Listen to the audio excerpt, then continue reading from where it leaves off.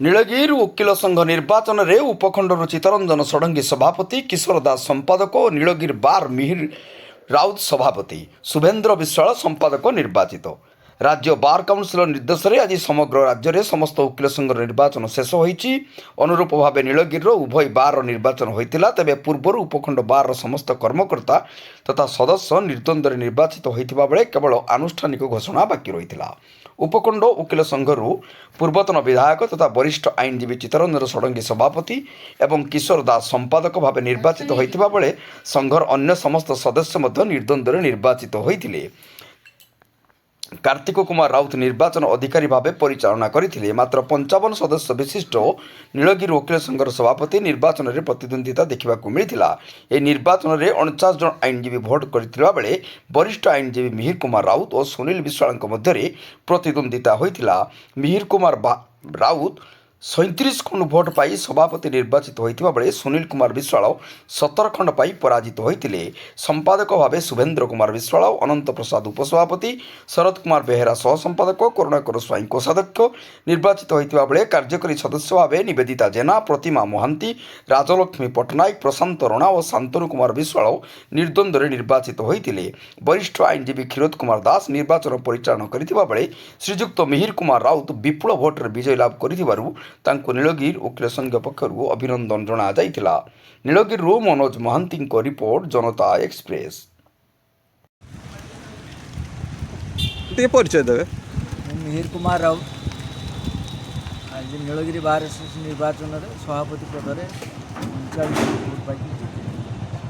आगुरु बहुत थिले, आज आछन कोन केते खुशी अछंती आ आगु कोन लक्ष्य रही छै? आगु को अच्छी खुशी अच्छी आगु किसी भल कम करवा बाहर एसोसिएशन भल कम करवा यहाँ आज वकिल भाई मान किसी भल पदक्षेप ना से डेभलपमेंट हम आउ बार एंड बेंच भर गोटे कोऑर्डिनेशन भल रही सब जिन देखापी यहाँ आम प्रथम कर्तव्य। आ वकिल भाई मान कौन वार्ता रही?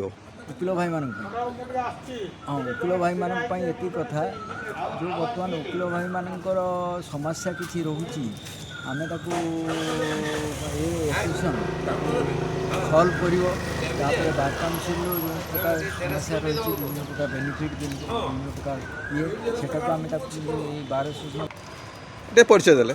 चित्तरंजन षडंगी सभापति Nilgiri sub division bar association. आज रिजल्ट कौन डिक्लेयर होला? आमर रिजल्ट माने आमर तो कंटेस्ट नहीं आउ तो आमर सब 13 जन सारा कार्यकारी कमिटी सदस्य आउ ऑफिस बेनर समस्त मिसिक 13 जन सारा सब अनकंटेस्ट आउ दीर्घ दिन धरी आम गोटे गोटे परंपरा आम रखी आसु आम बार आम निर्वाचन करूना बसिक आम सिलेक्शन हुए। यहाँ हूँ ओडिशा यूनिक एवं ओडिशा प्राय एभली सब कंटिन्यूअसली जे माने अनकंटेस्टेड हवा बार खूब कम अच्छी। धन्यवाद।